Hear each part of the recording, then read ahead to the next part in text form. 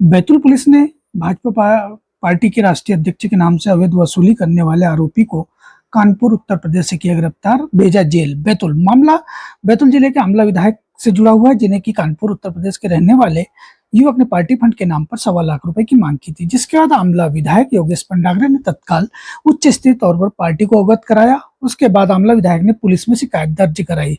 शिकायत के बाद बैतूल पुलिस ने टीम बनाकर यूपी कानपुर भेजा गया और उसके बाद आरोपी नीरज सिंह को कानपुर से गिरफ्तार कर आज जिला अस्पताल लाया गया, जहां पर मेडिकल के पश्चात आरोपी युवक को आईटी एक्ट और अड़ीबाजी के मामला पंजीबद्ध करते हुए उसे जेल भेजा गया। आमला विधायक ने बताया कि ऐसे कई लोगों पर को उसने फोन करके ब्लैकमेल करने की कोशिश की, हालांकि समय रहते पकड़ा गया। वहीं आमला विधायक ने बैतूल जिले के समस्त विधायकों को भी इस मामले को लेकर सचेत किया और बताया कि मुल्ताई विधायक को भी इस प्रकार के फोन आए थे। फिलहाल पुलिस की टीम ने सक्रियता दिखाते हुए आरोपी को यूपी कानपुर से गिरफ्तार कर अड़ीबाजी और आईटी एक्ट की धाराओं के तहत उस पर मामला पंजीबद्ध किया और देर शाम को आरोपी नीरज सिंह को जेल भेज दिया गया। क्या नाम है आपका? नीरज सिंह राठौर, कहाँ के रहने वाले? जिला जालौन, उत्तर प्रदेश। किस केस में पकड़ के लाए हैं पुलिस? उस पर आरोप लगाया गया है कि मैंने एक विधायक से फ़ोन करके पैसे मांगे। हाँ जी, एक विधायक जिससे पैसे मांगने के आरोप। कहाँ के विधायक हैं? आमला विधायक। से आपने संपर्क किया? एक किसी व्यक्ति का मेरे पास 3-4 दिन पहले फ़ोन आया था और अपने आप को बीजेपी कार्यालय का कोई पदाधिकारी बता रहा था। उन्होंने मुझे बोला कि आपसे राष्ट्रीय अध्यक्ष बात करना चाह रहे हैं। सुबह 10-11 बजे के आसपास फ़ोन आया था कि 2 बजे आप फ़ोन के पास रहिएगा और फ़ोन आएगा तो उसको तुरंत अटेंड कीजिएगा, मैं ही आपको कॉल करूँगा, ये नंबर सेव कर लीजिए।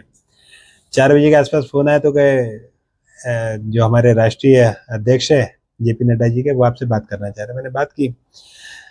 अब वो मुझे बोलने लगे कि आप 10 तारीख को आके मुझसे मुलाकात कीजिए, अभी हम लोग कुछ आगे का प्लान कर रहे हैं, तो आपको आना है और कुछ हमको सहयोग भी करना है। तो आवाज़ से तो समझ में आ रहा था कि फेक कॉल है और समझ में भी आता है कि इस तरह के लोग आजकल अपने सोशल मीडिया का और अपने ऐसे साइबर क्राइम इस तरह से करके दुरुपयोग करते हैं।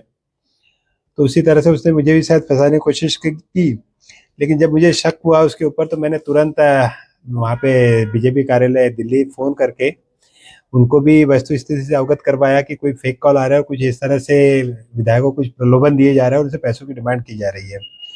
तो वहाँ से भी मेरे को जानकारी प्राप्त हुई कि इस व्यक्ति पे कार्रवाई करना है, आप वहाँ पे एक FIR करिए। बैतूल में कोई नीरज सिंह नाम का व्यक्ति था, तो यहाँ पे मैंने उसकी FIR करी, FIR की कॉपी वहाँ पे दिल्ली भेज दी और कल उसको कानपुर से गिरफ्तार किया गया है और आज उसको यहाँ पर लेके आया है। कितने रुपए की मांग की थी आपने? मुझसे 1.25 लाख रुपए की मांग कर रहा था और आज वहाँ पर जब पुलिस स्टेशन मुझे भी पुलिस वालों के द्वारा बुलाया गया था उसकी शिनाख्त के लिए और कुछ प्रश्न पूछने के लिए, तो मैंने भी उससे पूछा। मैंने कहा कहीं और फ़ोन किया, तो पता चला कि उसने लगभग अधिकतर विधायकों को फ़ोन किया है। मेरे भी कुछ मित्रों से बात की है तो उन्होंने भी बताया कि उनको भी इस तरह के फ़ोन गए थे और जैसे मेरे पास फ़ोन आया था मैंने तुरंत यहाँ पे गंगाबाई उइके दीदी को और चंद्रशेखर देशमुख को भी फ़ोन करके बताया था कि इस तरह के फेक कॉल आ रहे हैं। दूसरे दिन चंद्रशेखर देशमुख जी का भी मेरे पास फ़ोन आया कि उनको भी कुछ इस तरह के प्रलोभन दिए जा रहे, कुछ इस तरह के ऑफर दिए जा रहे हैं और पैसों की डिमांड की जा रही, तो वो भी मुझे हंसते हुए बता रहे थे। तो आदमी के बारे में सभी को जानकारी भी देने का उद्देश्य और उसको पकड़वाने का उद्देश्य यही था कि जो इस तरह के ये जो साइबर क्राइम में लिप्त है और लोगों से इस तरह की अवैध वसूली कर रहे हैं, इन पे सख्त कार्रवाई हो। इसलिए मैंने तुरंत त्वरित एक्शन लेते हुए वहाँ पे दिल्ली कार्यालय भी सूचित किया, पुलिस में FIR भी किया और उसको गिरफ्तार भी करवाया। इस तरह का प्रलोभन दे रहा था या कुछ पैसे की मांग? मुझे बोल रहा था कि हम लोग कैबिनेट का एक्सपेंशन करना चाह रहे हैं, तो आपका भी उसमें हम लोग नाम डालना चाह रहे हैं, तो आप आकर हमसे मुलाकात कीजिए और आंध्र प्रदेश में कुछ कोई कार्यक्रम है तो उसमें आपको ऑनलाइन ट्रांजेक्शन करना है 1.25 लाख रुपए। मैंने उसे बोला, मैंने कहा कैश की बात हो तो मैंने कहा कोई दिक्कत नहीं है, क्योंकि समझ तो आ ही गया था। मैंने कहा आप कैश बता दो, मैंने कहा कहाँ है, किसको है, मैंने कहा वहाँ पहुँचा देता हूँ। तो नहीं, क्या ऑनलाइन ट्रांजेक्शन करना है, फिर हम लोग आप बाद में आपको बताएंगे ही। तो उसको इसी तरह 2-3 दिन तक के बातों में उलझाए रखा जब तक कि वो पकड़ा नहीं गया। पकड़ने के बाद जो उसने बात की थी, तो आपको लगता है कि जो नड्डा साहब का या जो प्रदेश अध्यक्ष जी का जो उसने बात कराई है, तो आवाज AI से बनाई हुई थी? नहीं, बिल्कुल नहीं। इस मामले में बिल्कुल कहूँगा कि बेवकूफ़ आदमी था। क्योंकि जो आवाज थी जेपी नड्डा जी के आवाज के बारे में किसी भी बीजेपी कार्यकर्ता से, किसी पदाधिकारी से, किसी जनप्रतिनिधि मुझे सब पहचानते हैं, उनकी आवाज तो पूरा देश जानता है। तो आवाज मुझे बिल्कुल भिन्न लग रही थी, तो इसलिए मुझे तुरंत उस पर शक हुआ। तो मैंने इसलिए वहाँ पे जेपी नड्डा जी के ऑफिस भी, उनके पीए से बात करी, उनको भी सूचित किया।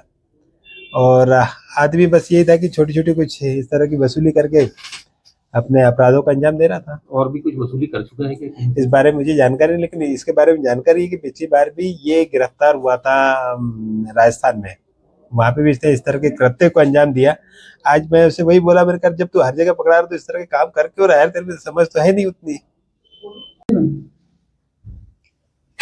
दिनांक 4/8/24 को माननीय विधायक आमला पंडागरी जी ने एक शिकायत आवेदन प्रस्तुत किया था गंज थाने में कि कोई व्यक्ति जो है नीरज नाम का उनको 4-5 दिन से कॉल कर रहा है, जिसमें कॉल में अपने आप को भाजपा का राष्ट्रीय अध्यक्ष बता रहा है और जेपी नड्डा जी के कार्यालय से होना बता रहा है और कोई कार्यक्रम कराना है जिसके लिए उनसे 1,25,000 रुपए की मांग की जा रही है, जिसमें उन्होंने QR कोड उनको भेजा था जिसमें पैसों की मांग की गई थी। तो जो उनका नंबर था आरोपी का, उसके नंबर की लोकेशन के आधार पर यहाँ से एक टीम रवाना की गई थी। टीम के द्वारा फिर उत्तर प्रदेश जिसका लोकेशन मिला था साइबर सेल के माध्यम से, तो वहाँ पर टीम भेजकर उसकी गिरफ्तारी की गई है। ये इसका नाम है नीरज राठौर, पिता शिवराज सिंह राठौर। ये 39 साल का है, जालौन उत्तर प्रदेश का रहने वाला है, जिसको गिरफ्तार किया जाकर न्यायिक हिरासत में भेजा गया है। क्या मामला दर्ज किया है? इसमें अपराध क्रमांक 282/24, धारा 308(2) BNS और 66D IT एक्ट का अपराध पंजीबद्ध किया गया है।